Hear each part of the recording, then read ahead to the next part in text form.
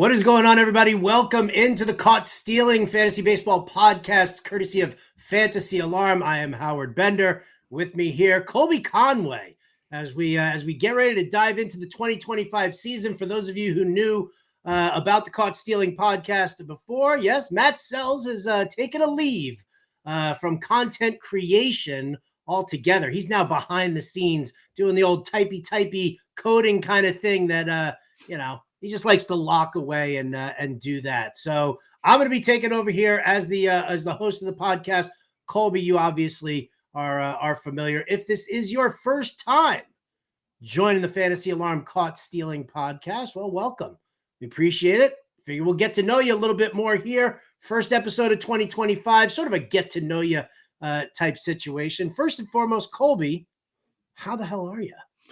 I am doing good. We're heading into football. We're down to one game in the regular season, which means baseball's right around the corner. We turn in the pigskin for some flashing the leather in the infield. We get to spring training. We're going to get into best shape of their life season. We're going to get into this pitcher has a new pitch. This pitcher moved his finger half a centimeter on his changeup, and it's going to be the world of difference.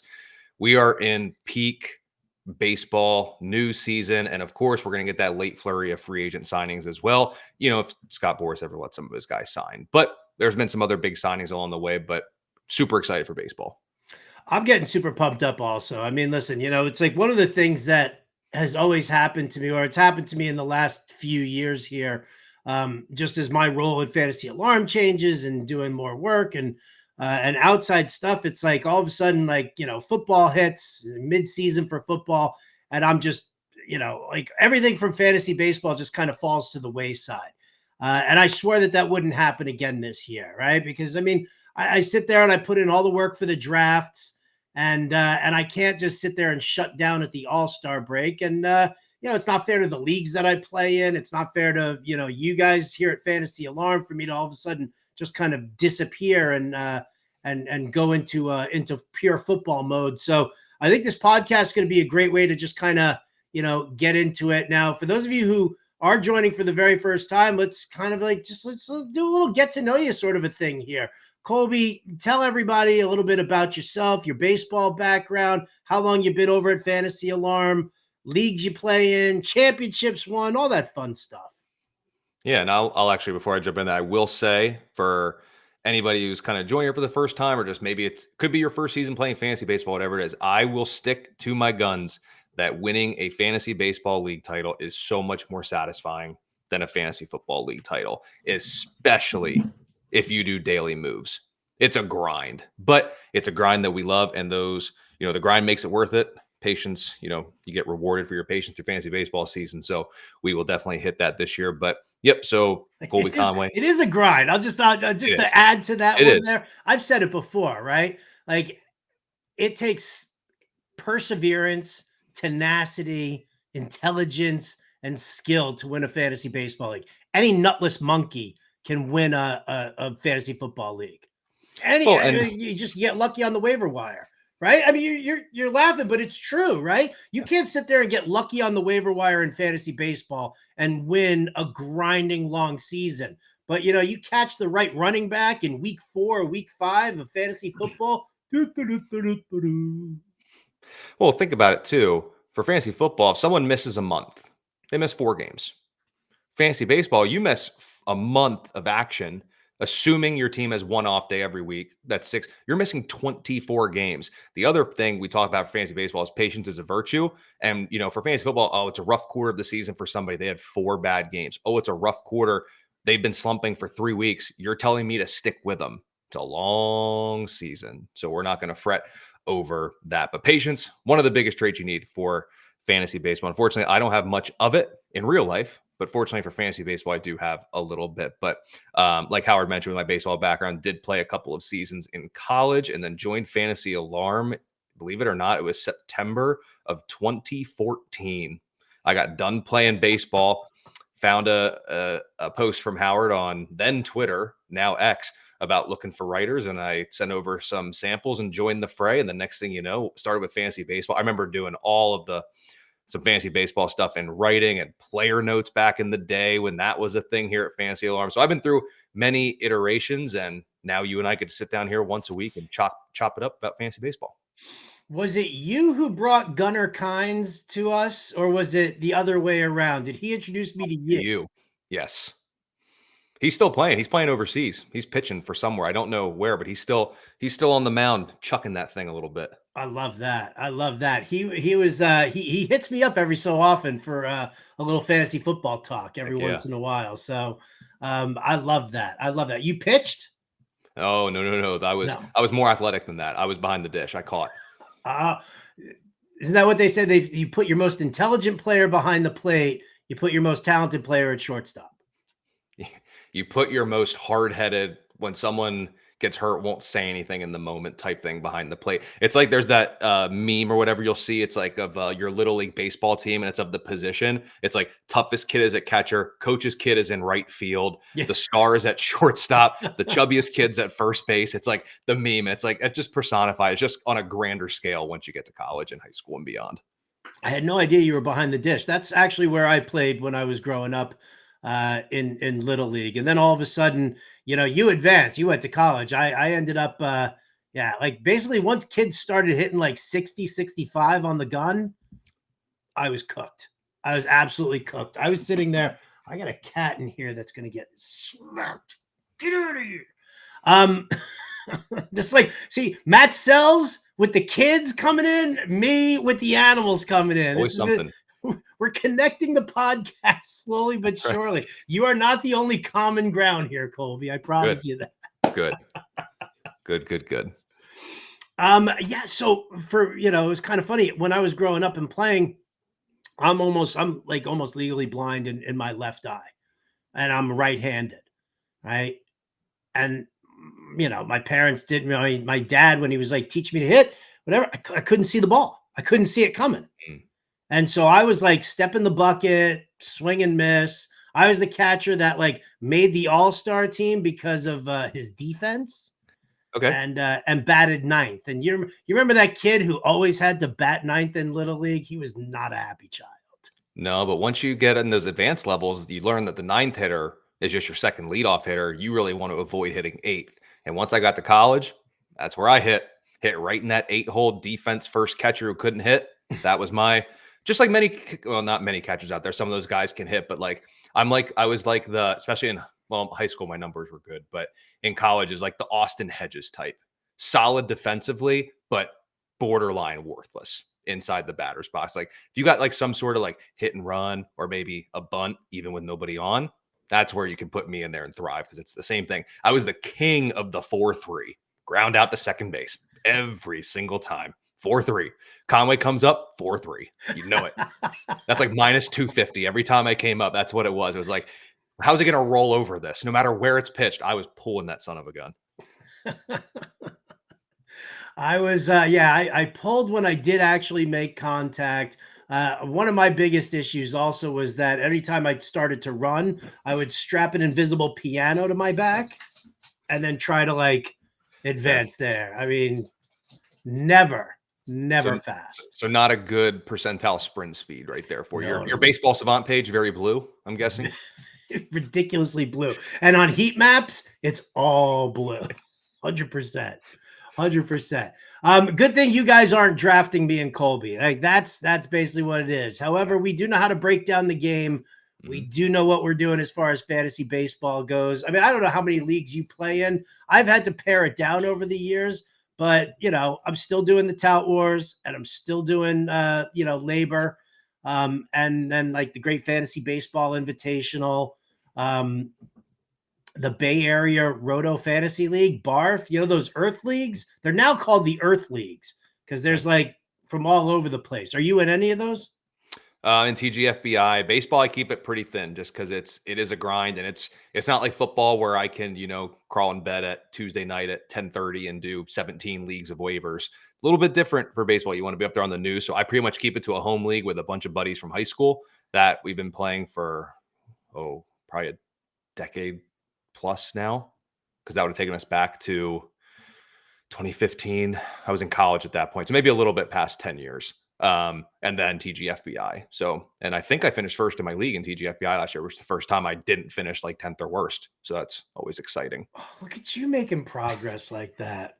You got to take chances somewhere. And that's last year was the first year it worked out. Shout out Bryce Terang. That was my guy and it worked out. Oh, that was like, what was it 2017 when I won labor NL only. I blew all of my fab on Juan Soto when he was getting his call up. And I already had a good team. I had a really good draft, good 1-2 punch of aces up top. It was Scherzer, and I don't even remember who the other one was. But then I was like in first the entire season, went all in on Juan Soto, just wire to wire for that one there, which was my big claim to fame, I guess. Tout Wars AL only, terrible. Those AL and only leagues, they're a different breed. I've actually never played in one of those. Talk about a grind. That's a further grind. Like you're going to get excited about like Austin Hayes just signed a 1-year deal with the Reds. He's probably going to be in the small side of a platoon, and you're like stoked to draft him at the end rounds. And, and it's kind of funny. We just had this whole conversation with Jim Bowden on the Fantasy Alarm Show. And I guess, we can kind of extend it here because, one of the things, I mean, MLB is pumping out all this data that their audience is getting younger and, ticket sales are, now the median age of purchasing tickets is 45 and not 51. I don't know. Maybe that's just younger people starting families earlier, but either way, MLB is claiming that they are getting younger. The problem, though, is that fantasy baseball, I mean, where is it at? Like, is it because the season is just such a long grind? I've just seen such a deterioration of, the number of people who really get hyped about playing fantasy baseball leagues to the point where we were actually kind of toying with the idea of making the listener league a half season, just cutting it off, right? Do a 5x5 roto and then just cut it off at the All-Star break. Like as soon as they break for the All-Stars, that's it. And then just go into football mode. I feel a little dirty doing that, but if that's what's going to attract the younger, I mean, maybe. Yeah, I mean, it's something to consider. I think it's just the difference in the two fantasy sports. Fantasy football, you set your lineup, you get points pretty cut and dry. Not many people, shouldn't say not, or I mean, there probably are that are doing like roto football. It's out there. I'm sure people are doing it, but fantasy baseball is such a different element, and it's a longer season. There's more players that you have to take note of. You got, you're not seeing. I don't even know like a good example for it. You're not seeing Justin Jefferson sit because the opposing quarterback is left-handed and his splits are against that. Like there's nothing like that comes into play. So like baseball just requires so much more investment into it. And then you also have this element of the roto category, especially if you play season long. Like coming from fantasy football, I wake up Monday morning, or I should say I wake up Tuesday morning, I know if I won or lost. With roto season or roto category for baseball, it's like, all right, cool. It's September 30th. I guess I'll know, or whatever, we get near the end of the season. It's a totally different game. And it doesn't carry over from fantasy football to fantasy baseball. And I personally, for someone who likes it and is enticed by it, I like that it's not fantasy football. But for somebody who's maybe trying to get into it, it can be like, I just want my simple wins and loss with my star players in my 10-team league. Even in 10-team leagues for baseball, you're drafting guys that hit 6th, 7th, and 8th that might be in a platoon. Like it's just stuff you have to take care of. It's a totally different game. There's really not much carryover. I'm also very anti-points baseball league, so you can probably sense as I'm talking about that. But I'm very anti. You. And I think you don't get that carryover, and that's the difference. And I think why. Maybe it's the age or the median. And just think about it too. Whenever we think of fantasy, most people think of fantasy football. You're not getting many leagues with your college buddies for fantasy baseball. Let's sign up for 162 game grind that spans 5 months. It's a tougher sell. It is a tougher sell. So, maybe the half season does work. I mean, listen, for like purists, yeah, play the full season and do it that way. But, I don't really, again, it's one of those things where I love baseball. I've always loved baseball, like the game itself. I grew up 6 subway stops away from Yankee Stadium, and just like growing up. When I was growing up, it was like the late '70s Yankees, And this was like Reggie Jackson and Thurman Munson and, like the historic names that are just, unbelievable. And that was, my first introduction to baseball. So I have a love for the game, a passion for the game. So it hurts me to see it kind of, get crapped on as much as it has been getting crapped on, that I feel like I might be desperate in the sense of like, what do we do to entice people? Right. And if it is doing it for half a season, okay, fine. But I'm not going to go and do a head to head league for half a season, because when are you going to do the playoffs? Are you going to do the playoffs for the, for like half the month of June and into July? Like, that sucks. Yeah. And you're not going to sit there and say, okay, well, I'll do the playoffs in the, after the All-Star break and do it for July, because then you start creeping up on the trade deadline, and you're going to end up getting screwed out of like some of your players, or, especially if you're playing in a leather helmet style mono league. But, so for me, the roto, I mean, maybe it's just a purist in me, but I don't feel like you need the head-to-head action that everybody needs for football, right? Like, talking to your buddy and being like, oh, up yours, I'm going to kick your ass. You want to bet this week and on this game? Like, I feel like baseball has a more, I don't know, refined sense of competition, that you don't need the head-to-head aspect of it. One thing you could do, what some people will say is, well, instead of daily moves, do weekly moves. The problem that I have with that is that's like, I manage my team one day a week. I'm not even, at least for football, even at the very least, you do your waivers Tuesday night. You make sure you got your lineup set for Thursday, and hopefully the players are out of your flex spots. And then you probably come back Saturday, Sunday, and then maybe Monday to see if you won or lost. So that's minimum probably 4 times a week. If you're going to do it once for baseball, at that point, I don't really think it's worth it. What you could do in your scenario, or in this potential in terms of like go half season, is play manage teams all the way up maybe to the All-Star break. And then whoever is on your roster at the All-Star break, post All-Star break, is just best ball scoring. So you do have to do points, or you can keep it roto style. But then after the All-Star break, just everybody on your team accrues stats, no moves, no pickups, no drops, no trades. So the first half is managed, second half is best ball style. Interesting. You know what? I mean, that wouldn't be too bad. That would make it a lot easier to transition into football. Mm-hmm. At least from a content creator standpoint. As like a regular player, I don't really know. I love that you don't like points leagues. What do you hate about points leagues? Because I mean, listen, I don't want to like totally get in on and ruin. I never like to yuck anybody's yum, as they say, but points leagues suck, dude. I can't stand them. I did like the Tout Wars points league one year. I wanted to kill myself. I hated it. There is just, it's a totally different game in its own game. So like we have fantasy baseball, you look at like rankings when you get to points leagues. Guys like prime Starling Marte, they were falling 4 rounds past their value, or in terms of their ADP, in terms of compared to Roto, because the 45 steals don't matter. When it comes to points, especially like when you look at ESPN, maybe they've updated their scoring this year, but the league that I was in, they amped the scoring up a little bit. But say you get 4 points for a home run, you get a point for the run scored, you get a point for the RBI. You get a guy who gets a stolen base is 2 points. Obviously, they have to get on. So single walk hit by pitch is 1 point. A home run is two times a stolen base in terms of point accrual. Why would I draft a guy who's going to go 20-20 in favor of a guy who's could hit 35 or 40 home runs? Yeah. There's no point to it. So like the speed guys, like last year, like Bryce Terang, who just sent my TGFBI team to the moon. He's borderline worthless in points leagues. Those 50 steals come to 100 points. That's really cute. Half the league hit 25 home runs last year. Yeah.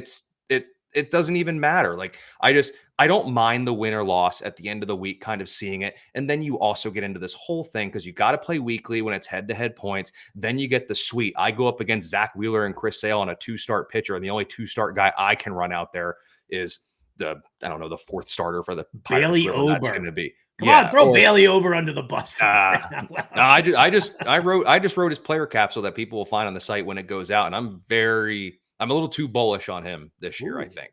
So, but it's just one of those things. Like it's the 2-start weeks carry so much weight when you get into those leagues. And like you can have a dominant team, you run into the buzzsaw in the final week, and then you get into streaming starts because all you're trying to do is get points. You don't even care if they suck.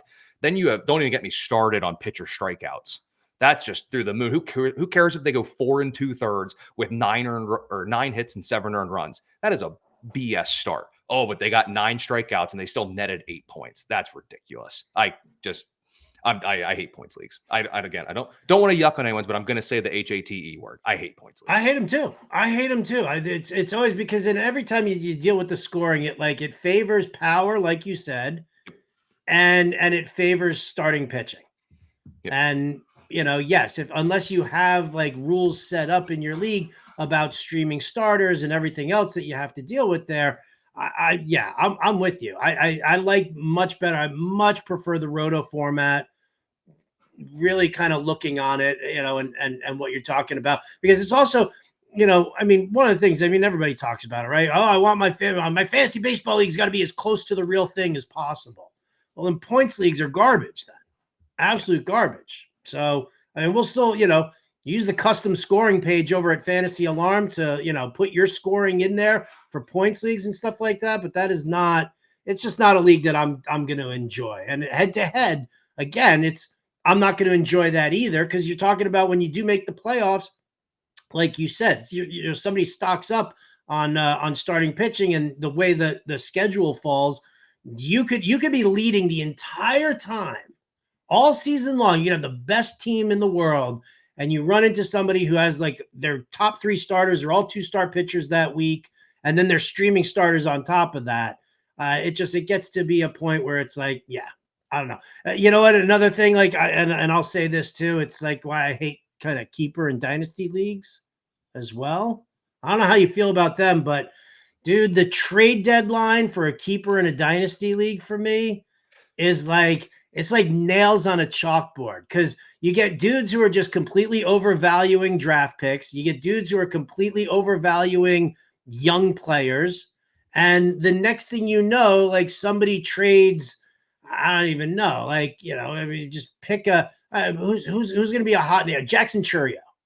Jackson Churio is going to be a hot name this year. And we'll talk more about that as we kind of go along. But when you get a guy like Jackson Churio being traded for 4 starting, 4 starting players, whether it's an ace pitcher who's, kind of aging along with like 3 aging veterans who are all producing very, very well. Like, how many times do you see that in Dynasty and Keeper? Yeah, you run into, especially with like dynasty leagues too. You get people that sell out. They're trying to get the young prospect. They get their stud. They do that, and then it then becomes, and especially depending on how you have the league set up in terms of like what losers do, you could have half the league start selling everybody off. Like you can get to the middle months and you have 4 teams that are actually trying for it. There's 6 teams that probably make the playoffs. We have 4 who are actively trying. Everybody else is just shipping picks out for next year's draft. And then it's like, cool, I'm going to trade you Anthony. Not Anthony. So trade you Bailey Ober, basically, and he nets a 4th round pick, and then that gets moved along, and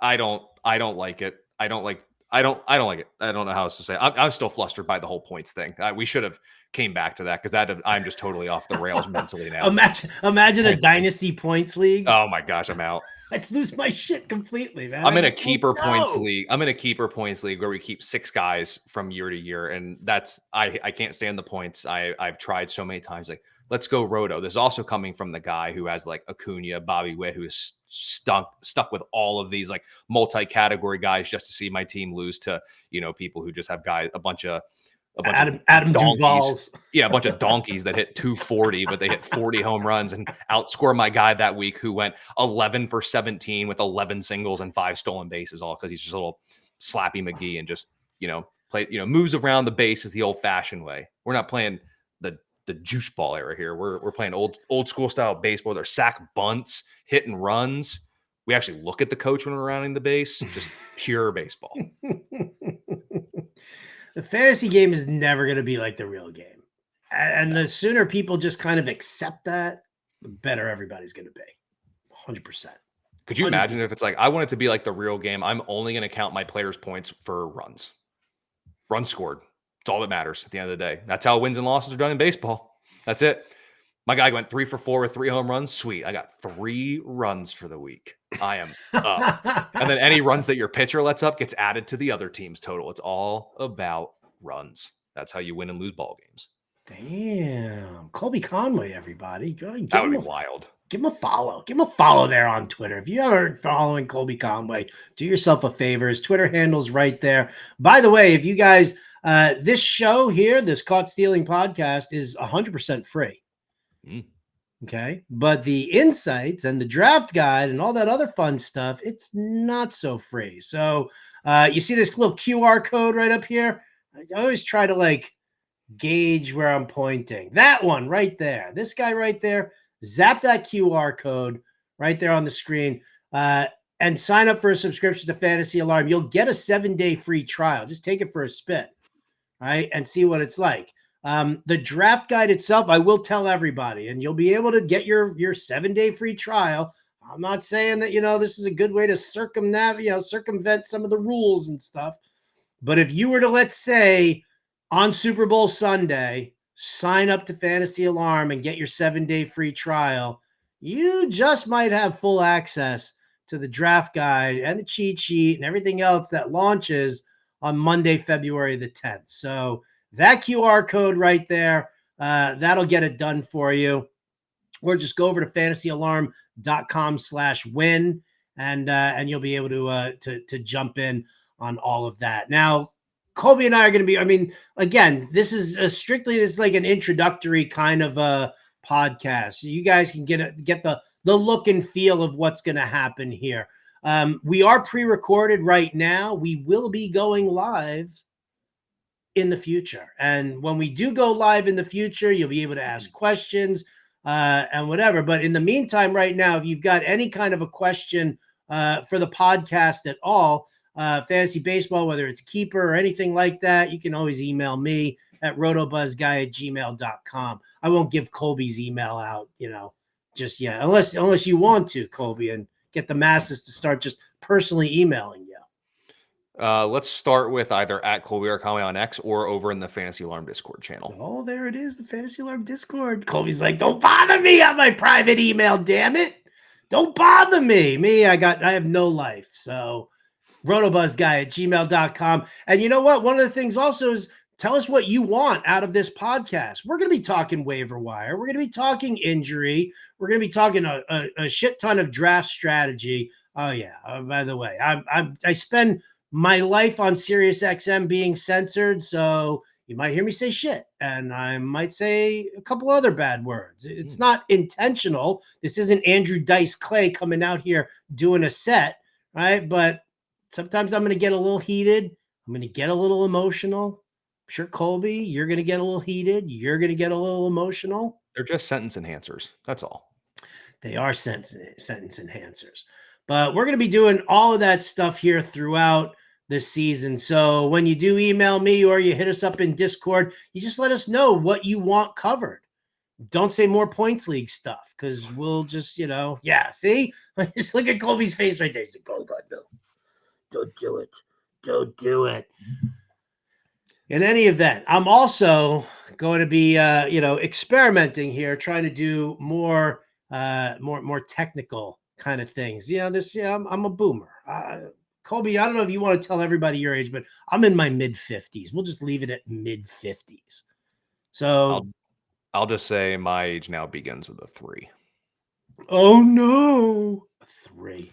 Yep. The Did I knees give are my cracking. left nut to be in my 30s again? The lower back's a little achy in the morning. Don't quite bounce back from those what is it? The light nights of heavy drinking. Don't quite bounce back from those anymore. Or the heavy nights of light drinking. Don't bounce back from those as well anymore. Hits different in your 30s. Yeah. Wait till you get to your 50s, buddy. Just wait. Just wait. I can't wait to be there. I know. Actually, I take that back because by the time you're in your 50s, it's 20 years down the road, and I'm hoping to be dead at that point. I'm not going to lie. It's not a cry for help. This isn't a suicide thing. This is just, I hate the world. I'm done. I had such a great ride. I'm at the tail end. This is like you're on the most amazing roller coaster possible. I could throw you some crazy shit right now, Colby, and tell you things like I sat down and had dinner with Kevin Bacon and Kira Sedgwick. I smoked up Dan Aykroyd. Like I've had some great shit going on in my world. I'm done. I'm done. So by the time you're in your 50s, Colby, I happily invite you to my funeral. I've spent 8+ years in a points keeper league. Dude, see, like you need those years back. Can't Like, get them back. do you email your commissioner on a daily basis and just be like, dude, just I need my time back? No, I get one outburst a year that I can just say, this is bullshit. I don't like this. Can we please go to categories? I am sick of losing with my team hitting 330 this week and losing because the other guy hit 145 but had 17 home runs because half his team played in cores. I'm sick of it. I'm done with points leagues. I am 30 years old. I am too old to be playing in points leagues. I It am is too roto old. all the way. I like that. I like that. I'm too old for this shit. You're the Danny Glover of fantasy baseball now. No doubt. All right. Intro over. Points league hating over, sort of, not kind of, not really. It's never over. We got some other stuff we got to jump into. First and foremost, how about some of the latest MLB news out there? I mean, let's just kind of talk about it here, Colby. Things that are going on around MLB. We'll get into some free agent work because you do the free agent tracker over at fantasyalarm.com. Free article, everybody.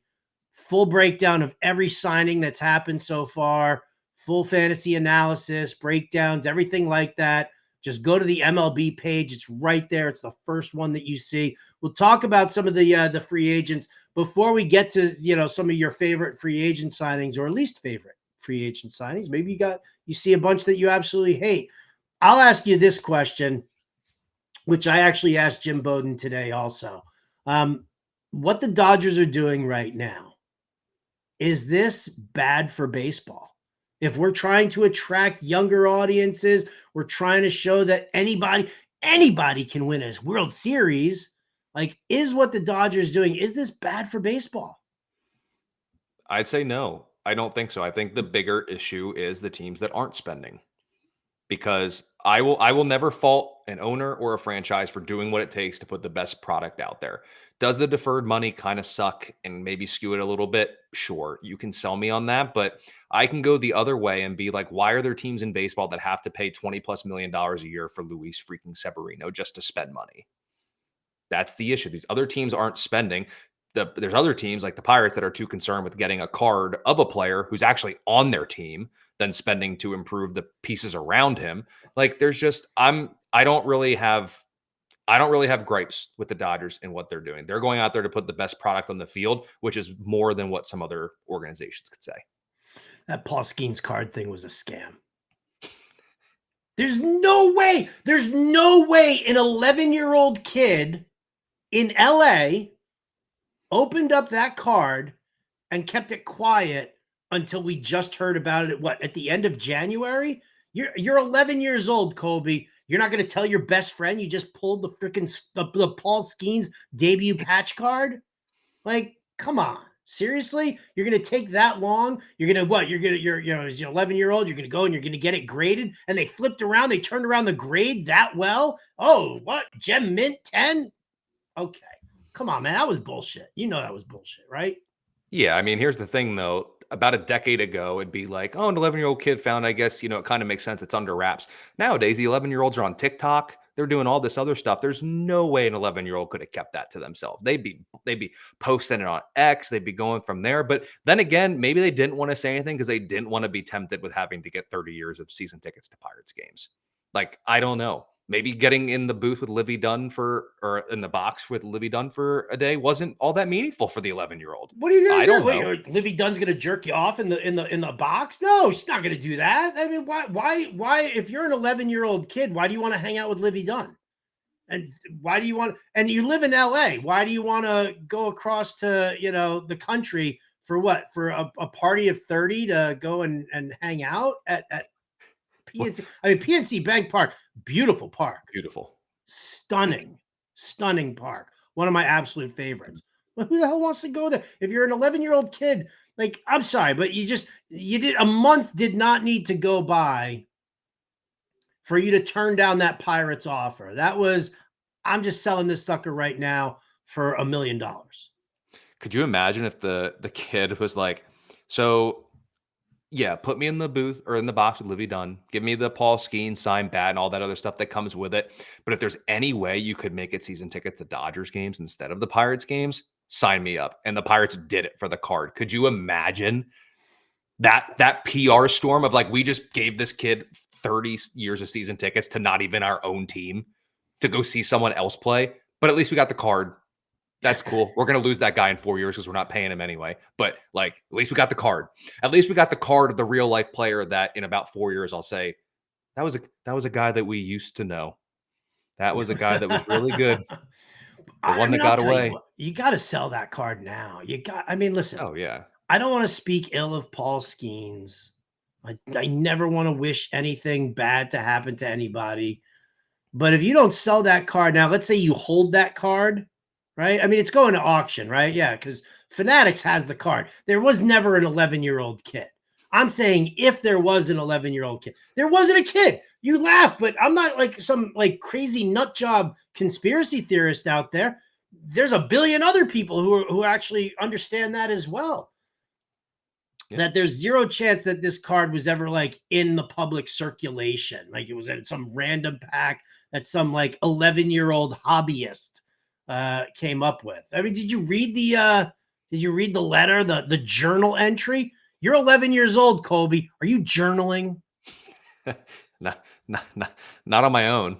No, I have to be told what to do and to journal it. But I mean, you're absolutely right. You have to sell the card because I mean, at this point, the air that is around Paul Skenes can never be like higher or of more value. Like we've already basically, he's like a man walking amongst boys in Pittsburgh, and like he's already at this point where like he's the ace. He's already, I mean, he made like 20 starts last year or something like that, and he's like the second or third pitcher off the board. Like how, that's in fantasy obviously, but like how much higher can this card value go? And like, again, don't want to wish ill will on anything, but if we call a spade from last year, like 8 of the 11 dudes who threw the hardest last year, something happened. I'm not saying something. My arm broke. Yeah. Like, I mean, there's just so much.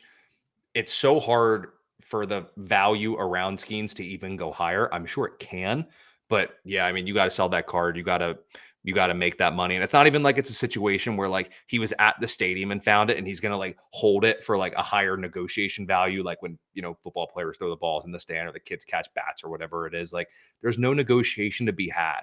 Like what more do you want? Like I would take the $1 million over all that other stuff. I'm also just greedy, but I would take the money. I would definitely take the money. I mean, listen, if I lived in Pittsburgh, if I was a Yinzer, right? And I had that, you know, and I was like in my 20s where, you know, maybe hanging out with Paul Skenes and Livy Dunn could be fun, right? Like who the hell knows?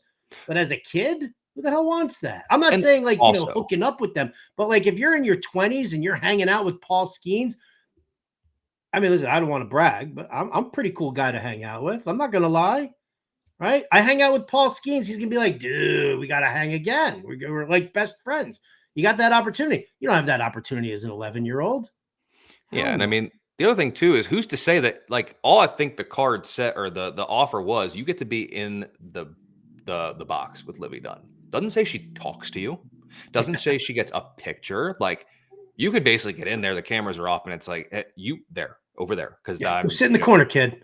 Yeah. Here's a dunce cap too, because the fact that you just took this deal is absurd. To watch this team for the next 30 years. Good for you. Go sit in the corner. You don't even deserve to breathe the air I breathe here. Just, you know, just take that dunce cap down just a little bit lower and a little bit lower and just cover your whole face. And stick your ears out. Stick your ears out too. And I'll tell you what, and again, take the $1 million because God forbid something happens to Paul Skenes where he blows out his shoulder, blows out an elbow, the Tommy John surgery doesn't take, whatever the case may be, he could be gone as quickly as he got here. And then where are you at? Where are you at with a Paul Skenes who has a 2.5 year career? What happens if Paul Skenes turns into Mark Pryor? What's Mark Pryor's rookie card worth? Garbage. Just think about I don't want to tie it back to points leagues, what I'm going to. Think about the freedom. Think about the freedom you could go in to your points leagues drafts knowing you got $1 million sitting in the bank.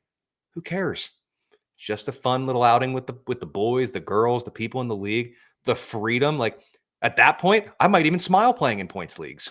I don't know. I'd be a changed man with $1 million. That's all I know. A lot of us would be a changed man with $1 million. There's no doubt about it, right? Oh, my Lord. My Lord. All right. So, damn, all of that. Like we were talking about whether the Dodgers, what the Dodgers were doing was good for baseball. And it turns out here, listen, this is what's going to happen. Once we get into the draft season and into the season, we'll be much more regimented here. But I just want to sit here and kind of hang out with Colby.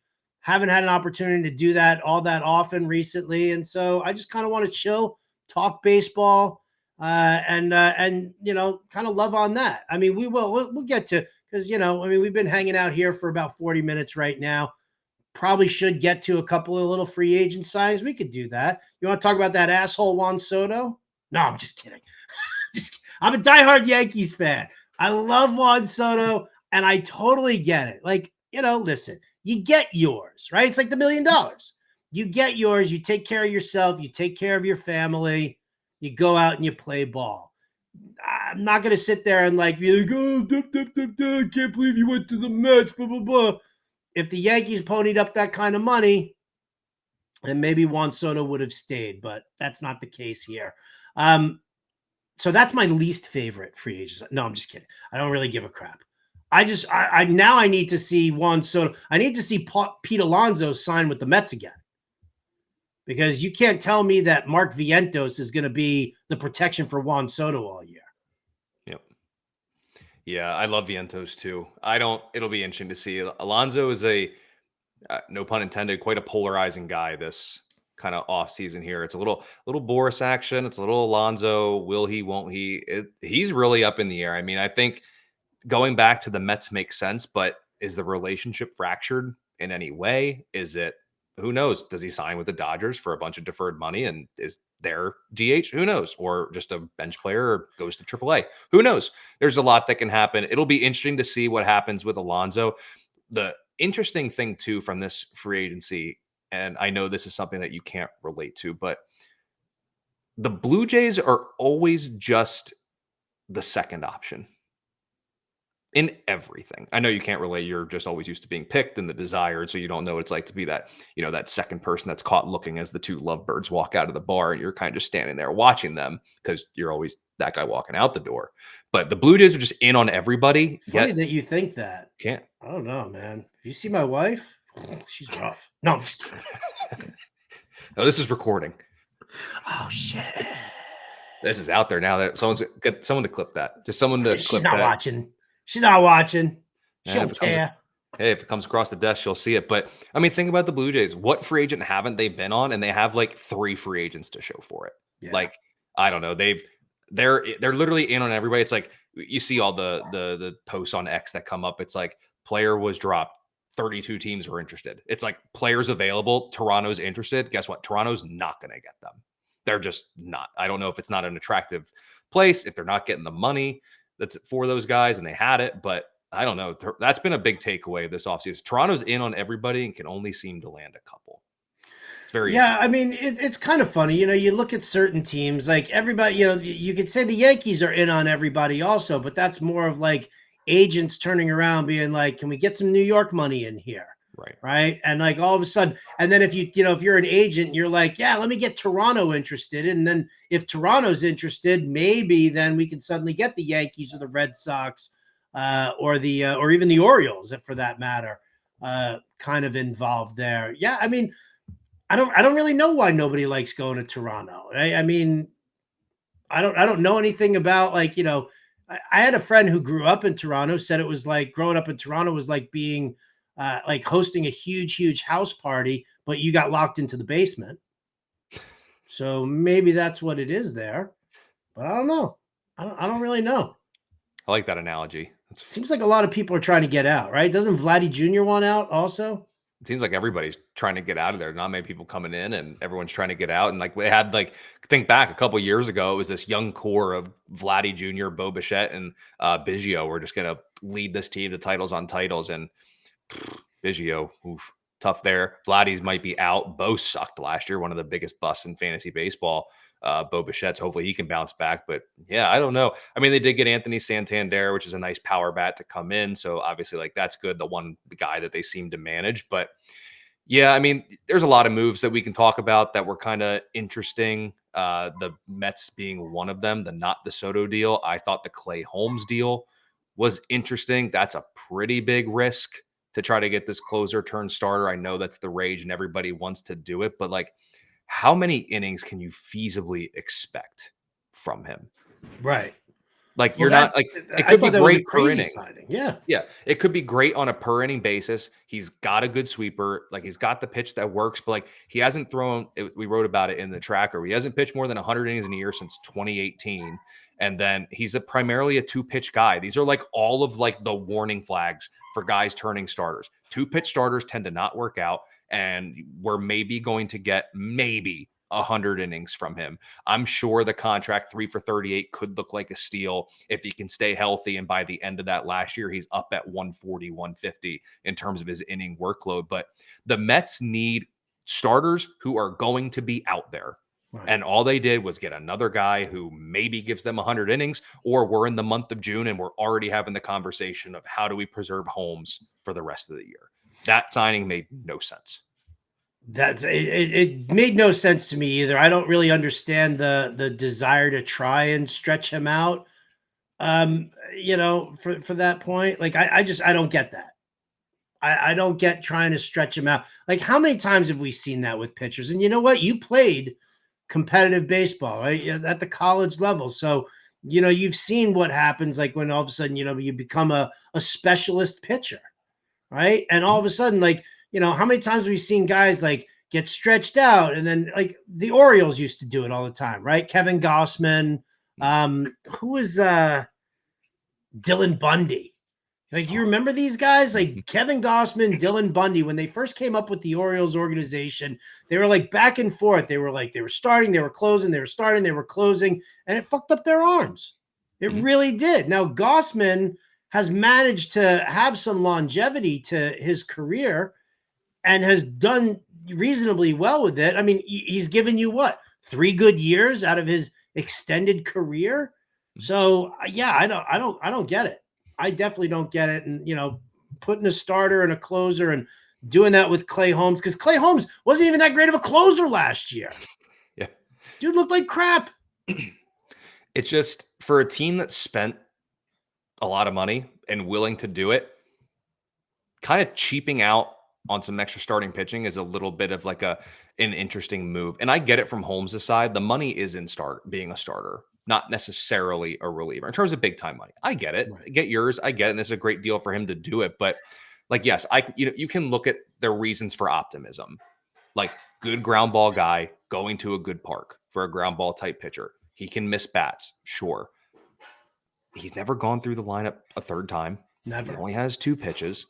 And it's not like that division is a slouch in terms of like offenses. So they're going to have to really try to preserve him, because like I said, if they're going to push him past 100, that is a really bold move for a first year of a 3-year deal for 30 some $million. And he hasn't done it in over half a decade. So it's going to be really interesting. I projecting him at anything past 110 innings, I think is just outlandish. Yeah. Oh, I think over 100 is going to be outlandish. No doubt. All right. I don't want to, listen, we've crapped on points leagues. We've crapped on dynasty, keeper league trade deadlines. We've got a couple of minutes left here in today's episode. Again, intro episode, everybody. You're going to get to know me and Colby a lot more over the course of this season here. But let's end it on a positive note. Give me your 3 favorite free agent signings for fantasy purposes. I don't give a crap about reality baseball right now. Fantasy purposes, 3 best free agent signings you've seen so far. I am going to go. I love Paul Goldschmidt going to Yankee Stadium. Really? Yep. Yep. I think it's going to, I know Father Time's catching up to him. It's not to say that it's completely risk free. The park is going to be a little bit better for him. It's a better lineup, honestly. And I buy into that being reinvigorated thing. I don't know if St. Louis just sucked it out of the guy, but I think a bounce back year could be in store for him in New York. So that's one that I really like. I wish I'm going to crap on one more quick one before the positive one. The Come on. Jeff Really? Hoffman signing was ludicrous. You're taking a turn to negative town? Just a quick one. That Jeff Hoffman signing was ludicrous. And guess who did it? Toronto. So just throwing that one out there. Yeah, Jeff that Hoffman. one, okay. I think we're all there with you. Leave that one. Stick at first base. I love Christian Walker going to Houston. That was one of the bats I would have loved if he could have got to New York. If he would have went to New York, he would have been the first one I mentioned. But it's a good lineup for Houston that he's going to be in there. Big power right-handed bat and a little bit of righty pop is what that lineup needed. And for fantasy, it could be a really, really big year for him. And then the last one that I will give you, I'm going to try to go a little under the radar here with looking at it. I'm going to go with Thairo Estrada going to Colorado. He should get every day at bats for them. It's Coors Field. It's a good park. And do not forget, Estrada's had some fantasy relevant seasons last year. Sells and I have talked about it a lot of times. I believe his injury last year, I can't remember off the top of my head, but I believe it was something with hand, wrist, or finger. And anything with that area of your body swinging a bat, it is going to sap your numbers. Get him healthy. He's going to hit for some pop. He's going to run. He can hit for a good average if needed, as long as Colorado doesn't screw him up and play him, or doesn't play him all the time. If he gets an everyday role, we're going to get one of the better Estrada seasons, and he's still pretty cheap in drafts. So give me him. That's, I love the call. I really do. I'm a big Thairo Estrada fan. I thought, he got banged up and it was, rough for him last year. But you're talking about a 2020 player in the middle infield.